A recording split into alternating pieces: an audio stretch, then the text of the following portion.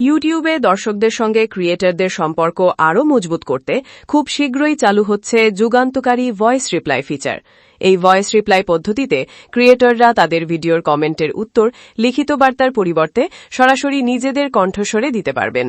এটি কেবল একটি নতুন রিপ্লাই পদ্ধতি নয়, বরং এটি মানবিক স্পর্শ যোগ করতে চলেছে ডিজিটাল প্ল্যাটফর্মে, যা ব্যক্তিগত সংযোগের এক নতুন দিগন্ত উন্মোচন করতে চলেছে। বর্তমানে ইউটিউবে কমেন্ট এবং তার রিপ্লাইগুলো মূলত লিখিত আকারে হয়ে থাকে।